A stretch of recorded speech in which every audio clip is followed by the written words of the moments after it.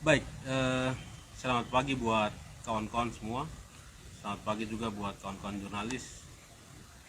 Selamat pagi juga buat seluruh rakyat Papua yang sedang menyaksikan siaran langsung petisi rakyat Papua. Hari ini kami yang ada di sini perwakilan dari 113 organisasi yang terkonsolidasi dalam petisi rakyat Papua, juga 718.179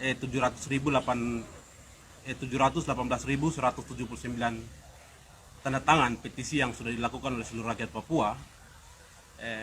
Ingin menyampaikan beberapa pandangan terkait dengan hasil pertemuan nasional yang sudah kami lakukan, yang telah kami putuskan melalui rapat nasional dengan beberapa resolusi yang sudah kami putuskan akan kami sampaikan lewat konferensi pers yang disiarkan secara langsung. Untuk sebelum saya masuk langsung ke dia punya hasil resolusi, baik, terima kasih. Saya di sini sebagai juru bicara petisi rakyat Papua, juru bicara nasional, mungkin ingin menegaskan kembali lagi beberapa poin yang sudah kawan-kawan tegaskan, tapi saya ingin mempertegas bahwa bicara soal otsus itu tidak cukup kita bicara soal sisi pembangunan, sisi tidak ada kekurangannya biaya atau lain-lain. Jadi otsus harus dilihat sebagai resolusi konflik. Ada persoalan antara Jakarta dengan rakyat Papua, itu yang harus dilihat. Dia tidak bisa, Jakarta tidak bisa mereduksi persoalan otsus dengan persoalan yang kecil-kecil, soal pembangunan dan lain, tidak bisa.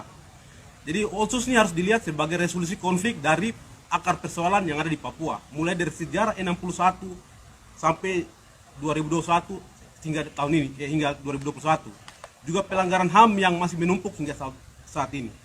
Jadi Jakarta bicara soal otsus itu tidak harus bicara soal beberapa pasal yang mengubah, harus lihat secara menyeluruh.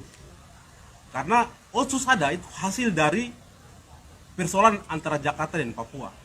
Itu yang ingin saya pertegaskan di sini, sehingga mungkin saya akan langsung masuk bacakan hasil resolusi yang sudah kami rumuskan di sini.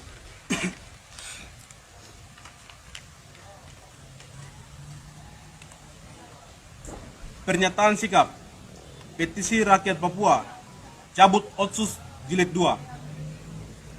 Otonomi khusus otsus Papua telah dipaksa disetujui oleh Jakarta pada November 2021 tanpa mendengar dan mempertimbangkan suara dan tuntutan rakyat Papua di bawah 113 organisasi yang berfront dalam petisi rakyat Papua (PRP) yang menolak dengan tegas keberlanjutan otsus Papua.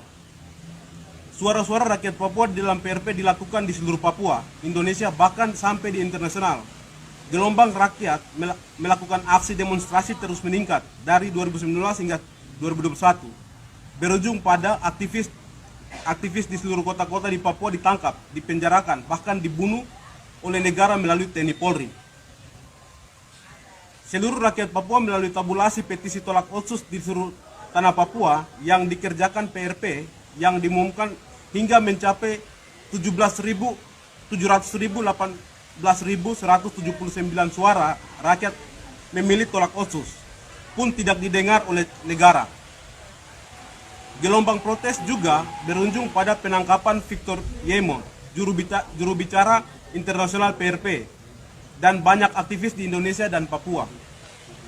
Kami melihat dan memahami bahwa kepentingan negara paksakan otsus untuk berlanjut tidak terlepas dari negara telah memaksakan Omnibus Law menjadi undang-undang dan beberapa undang-undang yang direvisi oleh negara. Kepentingan ini tak lain adalah kepentingan kapitalisme, kolonialisme, dan militerisme di Papua. Pengiriman TNI Polri dan BIN terus berlangsung hingga hari ini.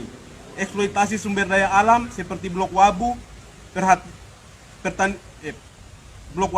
pertanian di Kerom, Yaukimo, perkebunan sawit di Merauke, Nabire, Sorong, dan lain-lain semakin besar dan meningkat. Omnibus Law, Undang-Undang Otsus, dan semua undang-undang yang dipaksakan diberlakukan adalah untuk kepentingan investasi, pengusaha-pengusaha besar internasional dan nasional, dan dibackingi oleh kekuatan TNI Polri dan BIN dengan jumlah yang sangat besar. Melihat dan memahami situasi ini, maka kami 113 organisasi yang berfront dalam petisi rakyat Papua, PRP, menyatakan sikap. 1. PRP dalam manifestasi sikap politik rakyat West Papua yang menolak keberadaan dan keberlanjutan Otsus di West Papua. 2.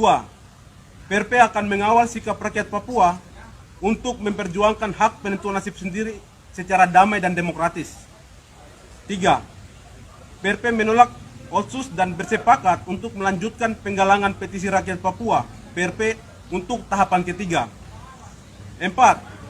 PRP menolak segala bentuk kompromi dan representasi politik di luar dari sikap rakyat West Papua. 5.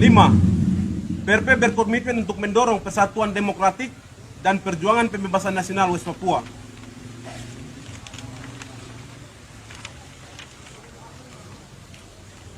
6. PRP mendesak pembebasan Victor Yemo, juru bicara internasional, seluruh tahanan politik West Papua tanpa syarat. Demikian pernyataan sikap ini kami buat atas perhatian dan solidaritas solidaritas kita untuk terus menolak Otsus. Kami ucapkan terima kasih. Port Numbai, 5 Januari 2021. Juru bicara nasional Jeffrey Wenda.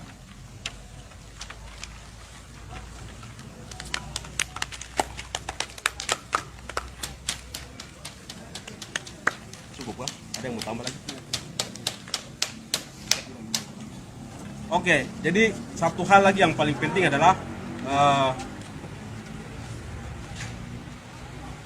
Undang-Undang Otsus nomor 2 tahun 2021 Jakarta telah dengan secara sepihak telah mensahkan itu. Tapi kami petisi rakyat Papua akan terus melakukan konsolidasi di akar rumput dan mendorong penggalangan petisi sebagai bentuk perlawanan kami terhadap Jakarta. Juga mengkonsolidasikan semua organisasi gerakan yang belum tergabung dalam PRP, juga solidaritas internasional untuk sama-sama dengan petisi rakyat Papua menolak Otsus Jilid 2 di Papua. Mungkin itu sikap dari saya sebagai tambahan. Sekian dan terima kasih.